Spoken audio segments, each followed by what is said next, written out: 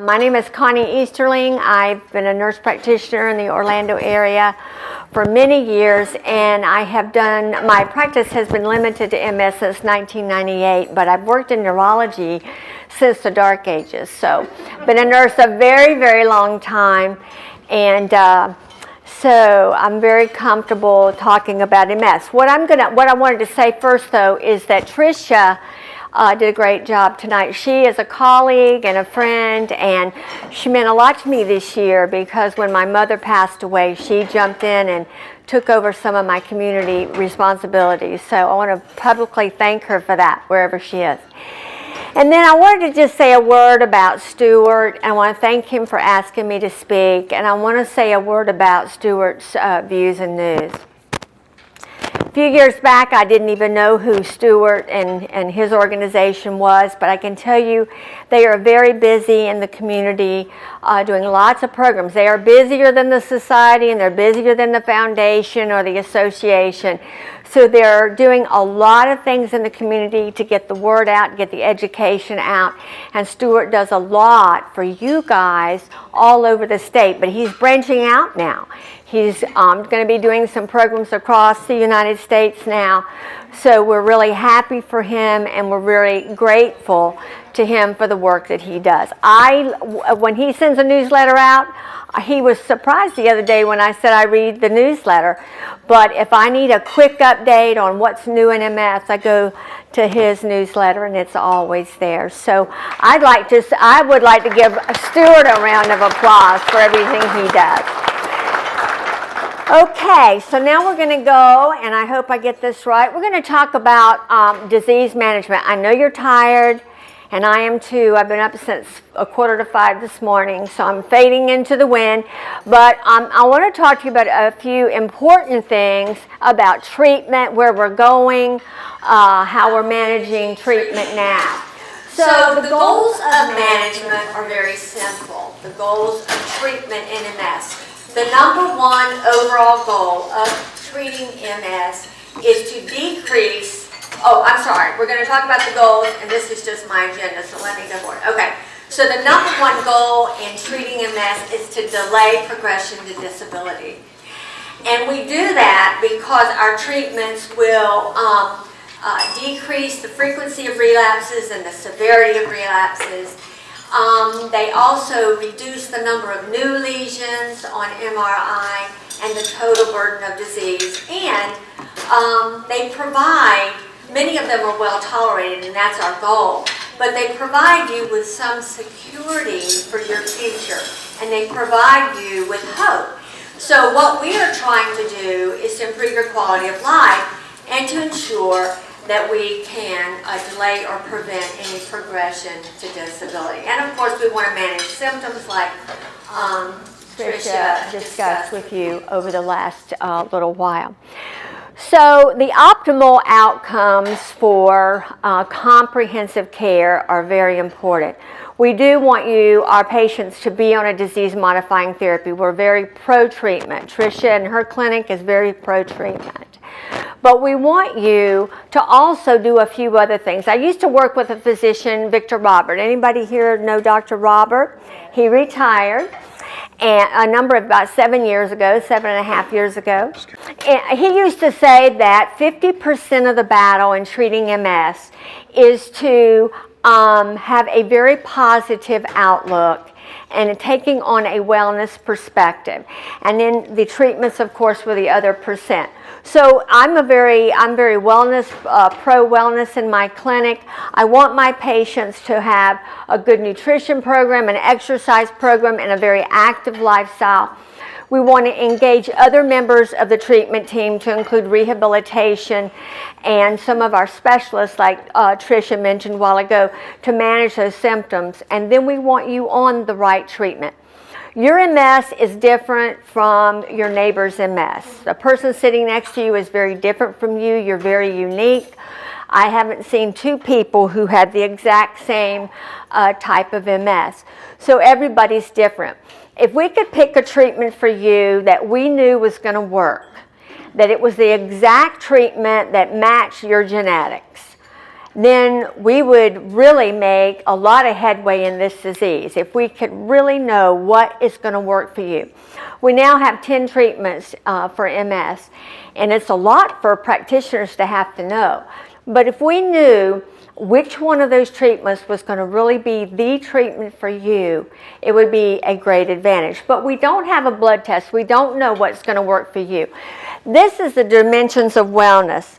I'm not going to go into these, but there was an old Chinese proverb that said that the body is like a house with many rooms, and you have to spend time in each room to be truly healthy and to be well.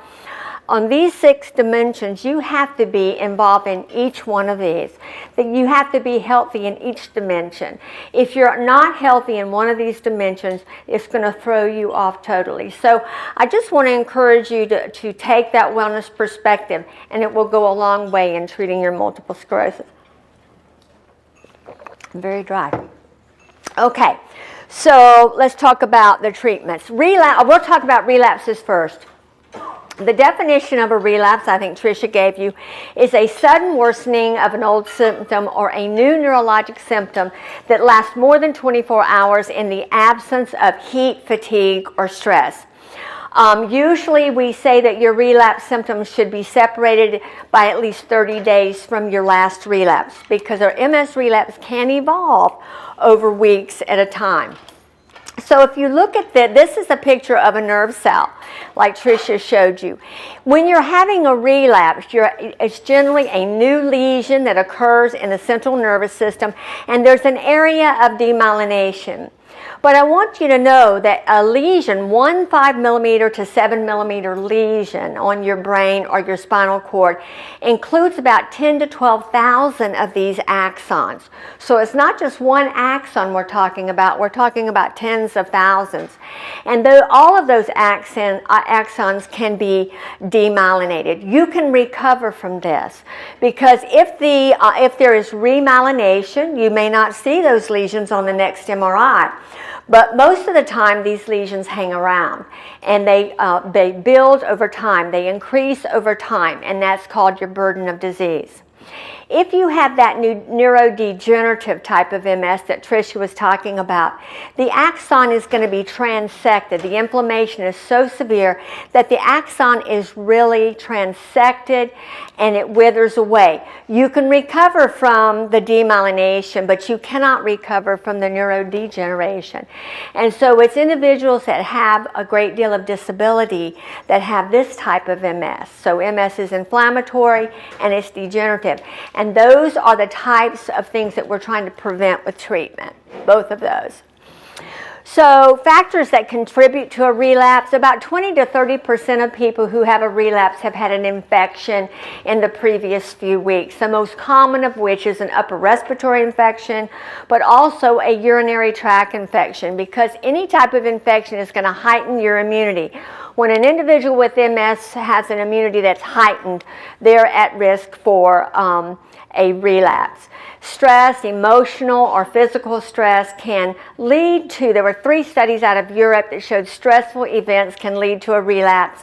And then pregnancy. Once a woman has that baby, their relapses can go up by 70% within the first 3 to 5 months. So these are the things that can contribute to a relapse. Relapses are treated with a couple of things. First of all, how many of you have ever heard of Solu-Medrol, steroids?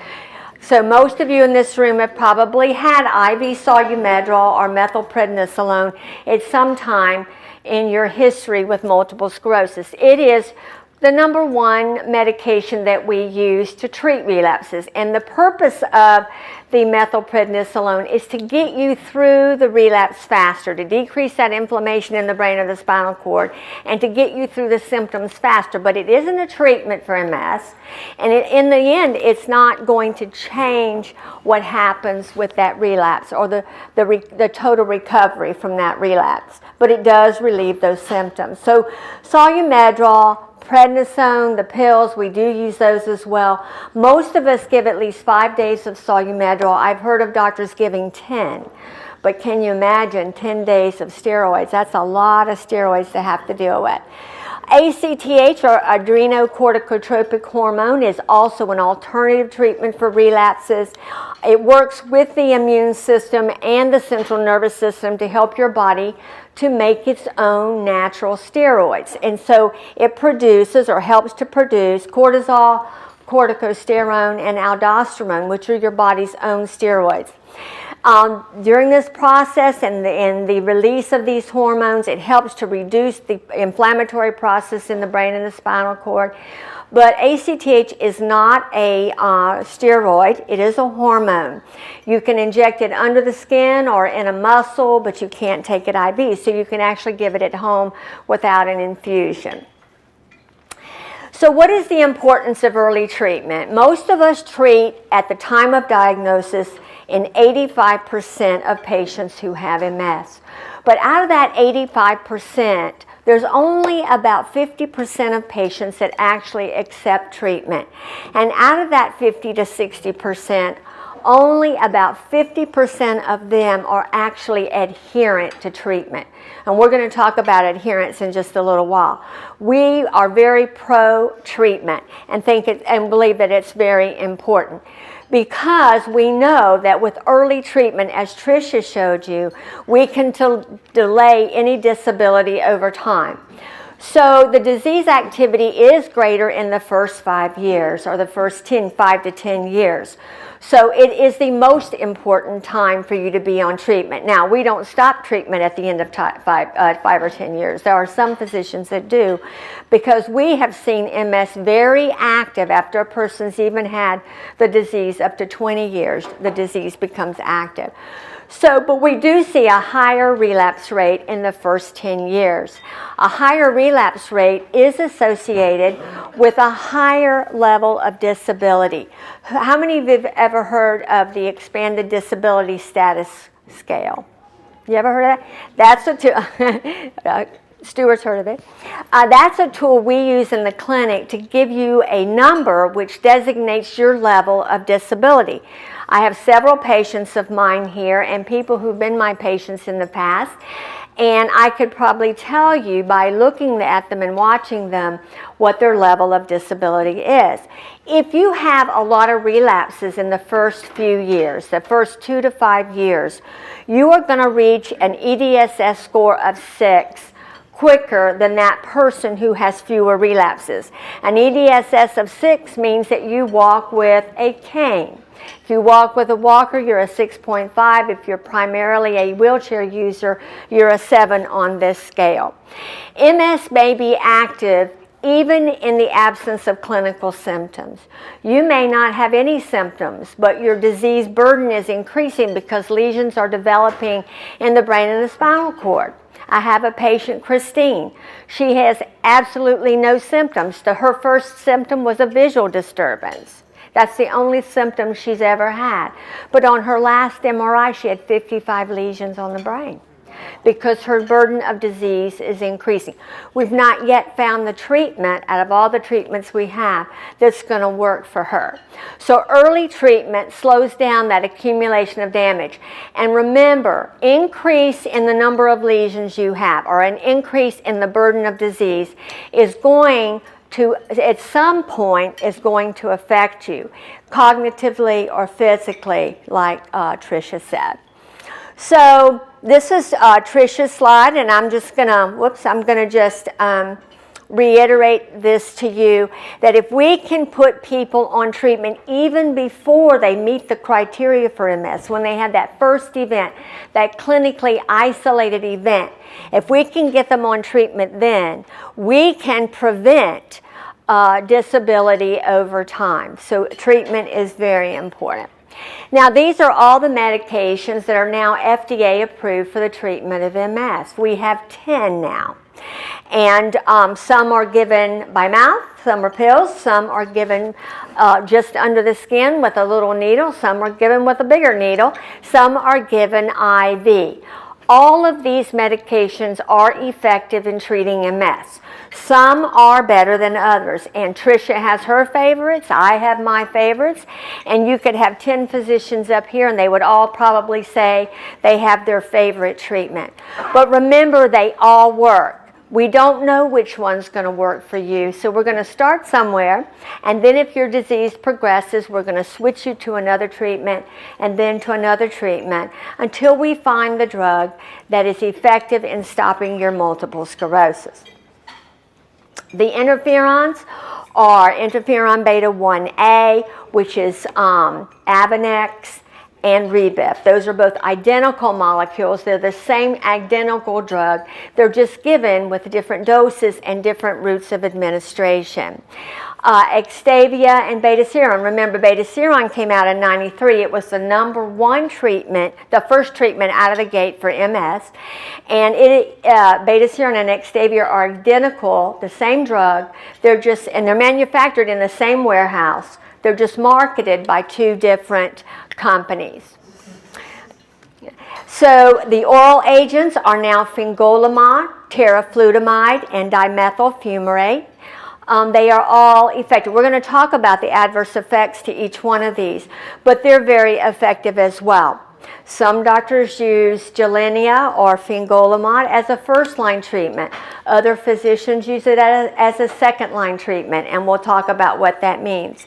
And then we have natalizumab, which is Tysabri, as you know, and we have Novantrone. Novantrone is not used as much anymore because of the significant adverse effects which it causes. But these are all options for treating multiple sclerosis. Now we have first-line treatments. The first-line treatment, some of which we call the platform drugs. I remember when Betaseron came out, and then in '96 we had Copaxone come out, and Adherence came out. And then in 2001 or 2, Relapse came out. It had been used for 7 years in Europe and Canada. And then in 2010, fingolimod came out.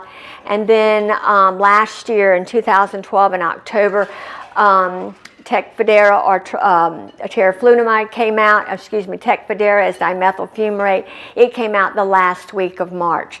Next year we're going to have 2 or 3 more drugs come out.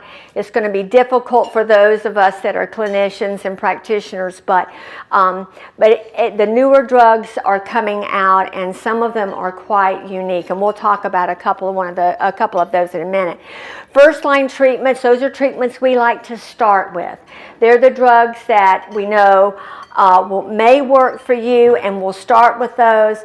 The second-line drugs like Tysabri or natalizumab, Gilenya, we use as a second line, and Novantrone. Those are drugs that have a little bit more problems in terms of side effects. They have to be managed very carefully, and therefore we're going to use those if the first-line drugs, the platform drugs, don't work.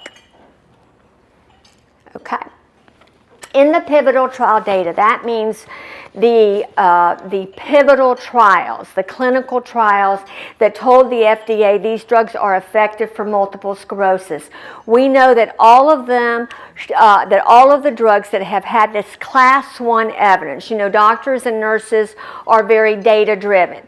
So whenever a representative of a drug company comes into the office, we want to know what's the data, where's the data. And I use the data when I talk to my patients about the treatments, and we talk about all the treatments before we pick one. And when I talk to my patients about the treatments, we talk about the outcome data. How effective was it in stopping relapses or decreasing relapses? How effective was it in clinical trial in preventing new lesions on MRI? And how effective was the drug in delaying progression to disability? Those 3 things are what we look at to determine whether your treatment is effective. If you start having relapses, we're going to look at the severity, the amount of recovery that you have from those relapses.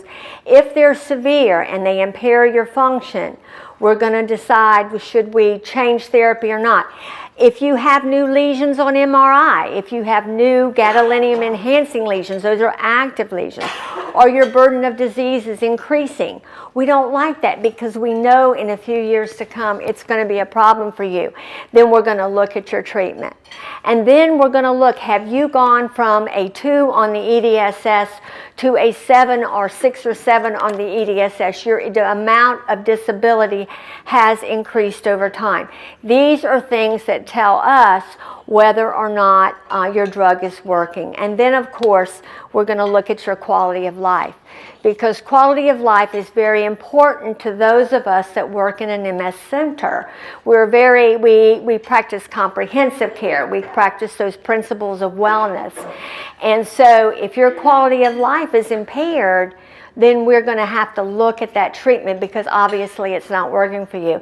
I had a patient come in to see me a couple of years ago, and she had been diagnosed with multiple sclerosis somewhere else, and she had been on a high-dose interferon therapy for 5 months, and she was clearly ill. She looked ill, and the treatment that she was on, she never got rid of the side effects. She'd been on the drug for 5 years, and she still had flu-like symptoms, and she still had terrible headaches, and all the things that usually go away after you've been on the drug for a couple of months. She was very sick. We took her off the treatment, and we put her on a different treatment, and it totally changed her life. She could go out and do things and do activities with her family. She felt like somebody had given her life back. If you're on a drug that works for you, but it is impacting your quality of life, you need to communicate that to your physician, because we don't want you on that treatment. Okay, these are, we're going to talk about a couple of these. The interferons, Avonex, Rebif, both subcutaneous injectable medications, and they're, as well as the beta-seron and Nextavia, they're all interferons. Now, the most common symptoms or side effects to the interferons therapy is site reactions, and what else? If you think of an interferon, what do you think? Flu-like symptoms. That's right, flu-like symptoms. So we've learned over time what to do to prevent flu-like symptoms, and most of the time, except for maybe 1 or 2 of these drugs, individuals on these the flu-like symptoms go away in about 6 to 12 weeks. However, interferons have other problems. They can affect the liver. So when your doctor says, I want you to have your liver or your lab work done, he's going to check your liver. He's going to check to make sure your white count hasn't dropped low. He's going to look at your thyroid, because very rarely, but occasionally, the interferons can affect the thyroid. It can make it overproduce thyroid or underproduced. So we're going to just do a lab test. We do it about every 3 months for the first year. If it's okay after that, we will randomly check it, but we don't check it routinely. Now, the interferons are a category C for pregnancy. Do you know what that means? Very simply, we think it's not safe to your baby, but we really don't know. That's what it means. So we think it's probably going to be a detriment to the child. It could cause birth defects. It could cause you to have an early miscarriage. And so when our patients are on interferon therapy, we tell them, if you think you're pregnant, stop the drug and call us. We'll get a pregnancy test, a blood test, and make sure that if you are pregnant or not, so we can tell you what to do about being on treatment. But the interferons do require lab monitoring. You have to have labs. The first year, about every 3 months. Sometimes some doctors do it more frequently. The second year, we do it less frequently. And then the third year, if your labs are all normal, we may do it even less frequently. Glatiramer acetate, it's a polypeptide. It's a one-of-a-kind treatment for multiple sclerosis. It came out in 1996, and we thought it was going to be a vaccine for multiple sclerosis. So when it came out to be an everyday injection, subcutaneous injection, little needle, we were really very surprised, because we thought it would be very would be given much less frequently. Glatiramer acetate requires no lab work because it doesn't interact with any organ, doesn't interact with any other disease or comorbidity, we call it. But Copaxone does cause site reactions, causes lumping under the skin in many cases, and that can lead to what we call lipoatrophy, so that the subcutaneous layer dissolves and you get these indentations. Those indentations can be pretty disfiguring, and so we have to watch that and monitor that over time, because if you keep injecting into those indentations, your medicine is sitting there and it's not going anywhere, because in that subcutaneous layer are blood vessels that take up that medication. So we watch for that. We watch for the injection site reactions, and we watch for the lipoatrophy. Glatiramer can also cause a post-injection reaction. How many of you have ever had one of those? If you've been on Glatiramer, you've had a post-injection reaction. It's kind of frightening because you get a little chest tightness, little shortness of breath, chest pressure, but it really is a benign symptom, and it will go away in about usually 15 to 20 minutes, but I've had patients who've had it up to 3 hours. So not a common thing, it rarely happens. But Glatiramer is a category B for pregnancy, and some physicians around the country are leaving their patients on Glatiramer while they're pregnant. But that has to be a doctor-patient decision. Sometimes it's for a woman who has very aggressive disease. We do not practice that. I don't think, do y'all practice that? Most of us do not want you on any of these medicines when you're pregnant. Fingolimod, or Gilenya, is a drug that came out in 2010. And when Fingolimod came out, we'd been watching it for many years. The first article I ever saw on Gilenya was when it was called FTY 720, and it was a pill. And it caused such a stir in the MS community because we had nothing but injectables for a long time. Gilenya is a little bit more problematic because it has some very significant side effects. It can cause a low heart rate, bradycardia. It can cause macular edema, which is a problem with your eyes, and that's a very painless process. So that can happen before you know it. So you have to have those vision checks and those retinal checks with your ophthalmologist. Gilenya can also cause pulmonary problems. So you have to have a pulmonary workup before you start it. You have to have a cardiac workup before you start it, because it can affect the heart and it can affect the blood pressure as well. Gilenya causes an artificial immunosuppression. So it does open you up to more infections. You can have infections. Respiratory is pretty common. It can, in some very rare cases, there may be some malignancies that have occurred. And then again, it can affect your liver enzyme. So remember, even though we have newer agents out there, they may be very convenient to take, they can be problematic, and there can be some significant risk. It is a category C for pregnancy, and we do check labs. Now in our clinic we check labs every 3 months, but other clinics check them much less often. But we want to know what those white cells are doing and if you have any available to fight infection.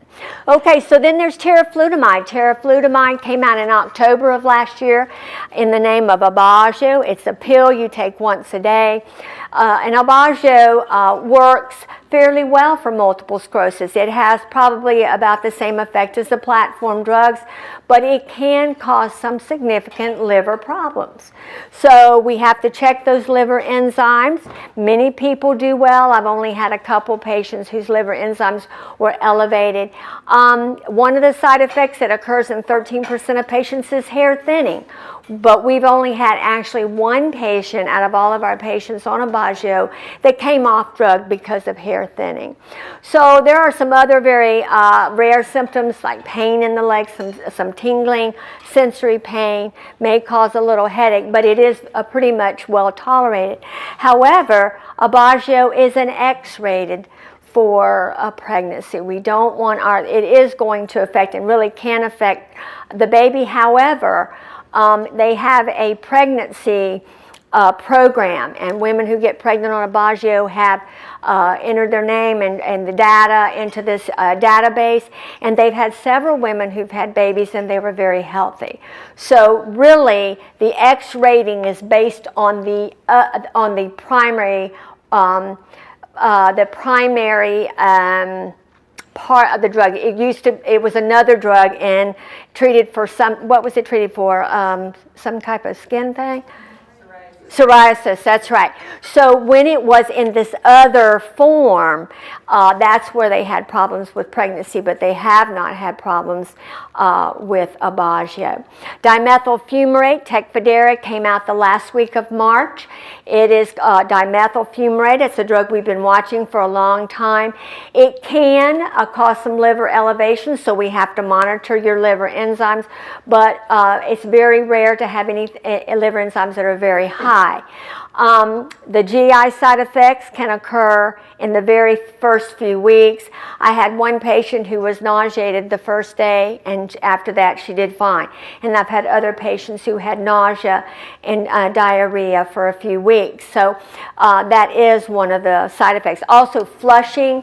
We have our patients take an aspirin once a day and take the medicine with peanut butter, and that has really significantly decreased the side effects with the GI. Pregnancy category C, and we do watch the liver enzymes and the white count, so there are labs that are required, but they're only required very infrequently, about once every 6 months. Mitoxantrone, I won't go into a great deal about Novantrone or Mitoxantrone. Some of you may have known this drug years and years ago. We used to use it in the early 2000s, but Mitoxantrone is a immunosuppressant. It's a chemotherapy drug that's been used for hairy cell leukemia in the past. It's an IV drug. We don't use it anymore very much, only as a rescue, but we don't use it because it turned out that it affected the heart. Even 5 years after you've finished with the drug, it can cause cardiac problems, and it also caused treatment-related leukemia. So nobody that I know of is using it except as a rescue, and it is a category D. Lots of labs are required when you're on this drug. Natalizumab or Tysabri is a drug you take once every 4 weeks by IV infusion. Natalizumab, when it came out, it was we were very excited about it because it is a phenomenal drug. It is the only drug in clinical trial that's been shown to improve patients, including cognition and physical problems. They improve, or they can improve. Not every patient sees that improvement, but it can occur, and I've seen it occur, and it does occur. So it can lead to some minor infections, so we have to watch our patients' laboratory studies. It also can lead to a problem called PML. Who knows what that means? Okay, say it out loud. Progressive multifocal leukoencephalopathy. So, and that is caused by the JC virus, and it can lead to disability or even death. So we have to be careful with that drug. And so we have to stratify your PML risk. It is a category C. So progressive multifocal leukoencephalopathy is a brain infection that's caused by the JC virus. 1 in every 3 or 4 people in this room is a carrier of the JC virus. We're exposed to that as children. You may not have it today, but you can go to the grocery store in the morning and you can pick it up. Or you can go to the movie theater and you can be exposed. So your risk of PML increases if you have the presence of the JC virus dormant in your brain. It's only activated when you're immunosuppressed. If you are immunosuppressed, that virus can be activated and can lead to PML. So when we first saw it, it was in people with AIDS. We saw it a lot with our AIDS patients, but it is rare with Tysabri. If you have the presence of the JC virus and you've had more than 2 years or 24 doses of Tysabri, your risk of PML increases a little bit more.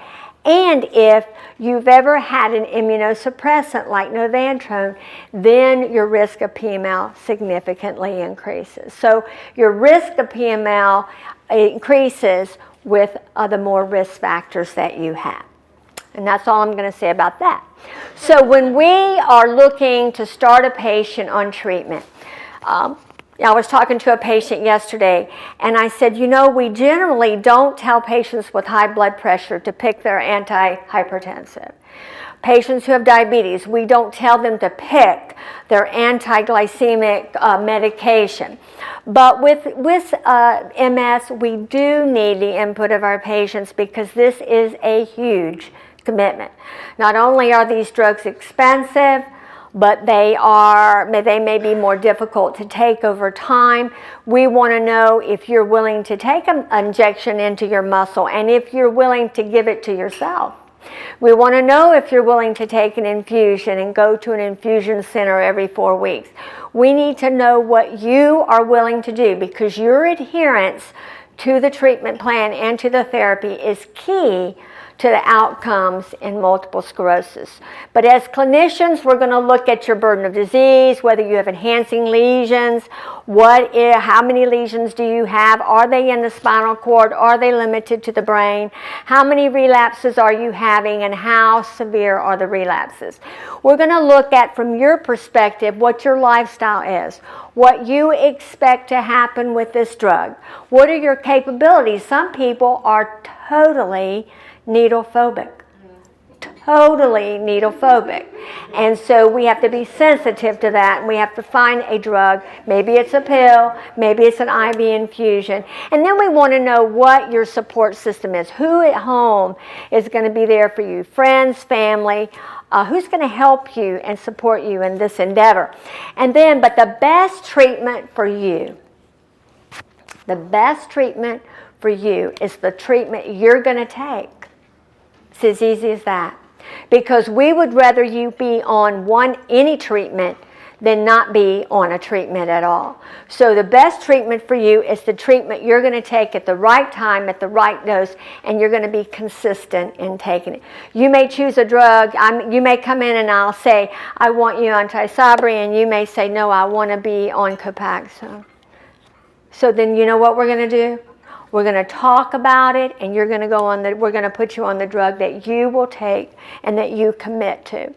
So when we're making treatment decisions, whether it's for the platform drugs, the old drugs, or it's for the newer drugs that have more side effects, we're going to look at a lot of things. We're going to look at the effectiveness of the drug in clinical trial. How safe was it? Were there side effects? Does the patient have other comorbidities? A patient who has heart disease may not get Gilenya. So we have to look at all of that. We have to look at what your preference is. What's the cost? Do you have insurance? Do you have entitlement? Are you planning a pregnancy next year? There's a lot of things that are going to go into the treatment decision, and the patient has to be a part of that decision making. There are a number of barriers to treatment, including complex regimens. I remember when the platform drugs came out, if those of you that remember them, they were powder form and we had to mix them. Do y'all remember that? One of them, we still have to mix Xtavia and Betaseron, but when they all came out, we had to mix all of them. And it was kind of complex, and it was difficult for patients to do, especially if they had upper extremity involvement of their multiple sclerosis. So the administration could be difficult with some of these drugs. But the number one reason patients are not adherent, and remember, adherence means that you take your drug when it's scheduled, and you take the drug that's been ordered for you, and you take it consistently. The number one reason patients are not adherent to treatment is they forgot to take their drug or their treatment. And about over 50% of patients forget to take every dose of their medication. So cognitive decline, as Tricia talked about, is a real issue for our patients. But patients may have unrealistic expectations.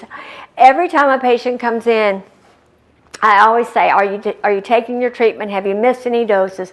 And I'll say, remember, the treatments are to prevent further damage, further relapses, further new lesions, so that in 10 or 15 years you do not have disability, you don't develop a level of disability. Many patients come in and say, I still don't feel better. When am I going to feel better? That's what they say. And we still go over it and we tell them that it's not to make you feel better. And sometimes it doesn't make you feel better. It makes you feel a little bit worse. But the goal is that you don't have more MS symptoms and progression to disability. Patients perceive benefits. If you're having more symptoms, maybe you're not having more relapses, but you're having more symptoms, and then patients will think their treatment is not working and they'll stop taking it. One of the reasons that many people stop treatment is depression.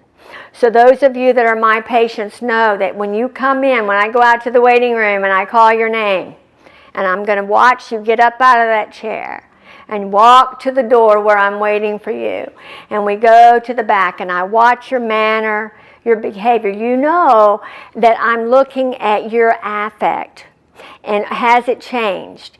Are there any signs of depression? Sometimes we don't know whether it's fatigue or depression, but many times I ask patients, and we always talk about depression, especially if I think you're depressed. So we talk about that. That's an important thing. And then, of course, we have to talk about the side effects, and we have to look at your injection site to see what kind of reactions you're having. I know women come in and this time of year when they're not wearing very much clothes, they say, I've got these injection sites all over me, look at my body. And then they start, showing me their sites. And that it's hard for young women, especially our college age kids who are taking injections. And they get very creative in where they do these injections. And sometimes they're really not too good. So we watch and look at all of the injection sites. So factors that promote adherence. The number one reason patients say that they are adherent is because their healthcare provider believes in that drug. You believe that? That's what patients said. This was a survey. The patient said, I take my drug exactly the right dose at the right time consistently because my nurse practitioner or my neurologist says this is the drug. And they believe in the drug, so I believe in the drug. That was the number one reason. But patients who have a realistic expectation of treatment, they have emotional and physical strengths, they have that wellness perspective, that positive attitude, those are the patients that are going to be more adherent to treatment and their belief in the therapeutic value of the medication.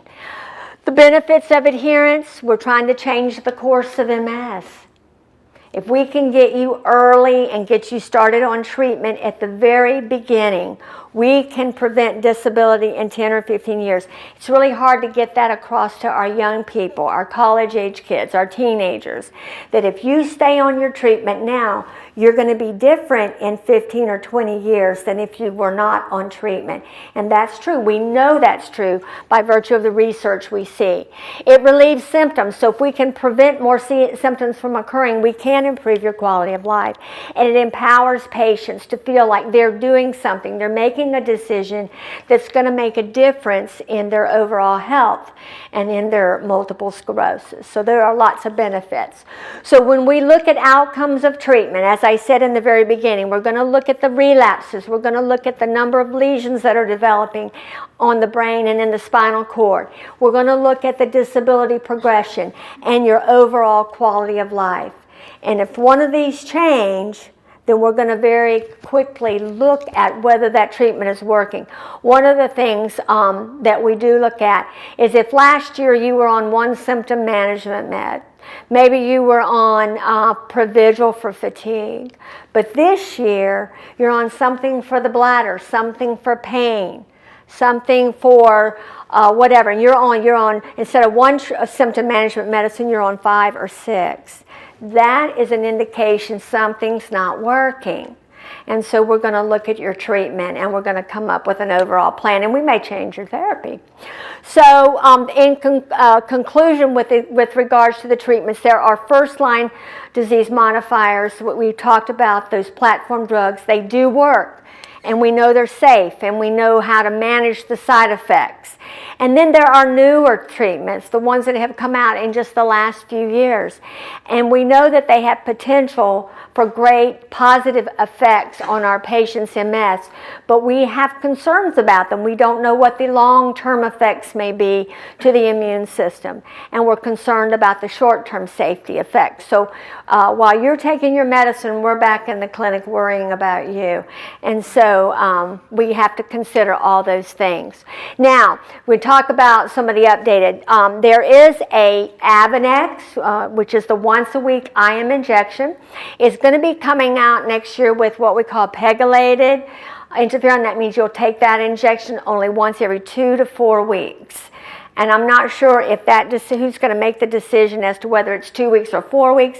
Sometimes when these medications go to the FDA, they may change a few things, like the name of the drug. But it is very effective in decreasing relapses and lesions on MRI. But even though it's taken less often, you may take it once a month, it's still going to affect the liver, and we have to check those labs. And it may cause flu-like symptoms, especially in the beginning. Glatiramer acetate, Copaxone, is coming out next year with a 3 times a week double dose, 40 milligrams 3 times a week. So those of you that are on Copaxone and doing well on Copaxone, but you've got lipoatrophy, or maybe you don't, you may have the option to go to a 3 times a week versus a daily injection. So we're excited about that new updated glatiramer as well. When we talk about emerging therapies, these are therapies that are in clinical trial. We have several monoclonal antibodies. Alemtuzumab is a drug we've been waiting for many years. I can remember back in 2003 when they were doing the first phase 2 trial in Alemtuzumab. It is a monoclonal. It depletes. You see the word deplete. The T cells and the B cells that impact your MS. Those are the immune cells that cause demyelination and lesions. It depletes those. Alemtuzumab has a very long half-life, a long arm. So you may take 2 infusions up front, and then you may never take another for 2 years. So whether you get the drug again is going to be based on your response to the medication. And it's very effective. But then again, we have to be careful with the safety issues. It has in clinical trials shown some problems with the thyroid gland, so it can affect the thyroid gland. It causes infections and some herpes viruses, and in the clinical trials, they've seen some malignancies as well, opportunistic infections. So you have to weigh that, the risks versus the benefits for some patients.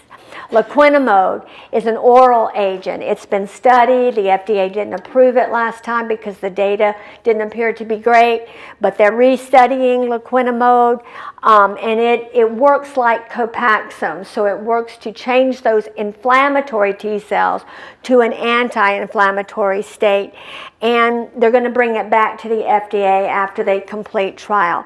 So it is well tolerated, but it's cleared through the liver, so we'll have to watch those labs. It can cause some arthralgias, that's aches and body aches and pains, headache, and some eye inflammation. So it'll have its own set of side effects, but it's in the clinical trial, it's very well tolerated. Then we have ocrelizumab, which is 1 step better than Rituxan. If you've ever heard of rituximab, a number of patients are on Rituxan, but they get it off-label because it's not FDA approved.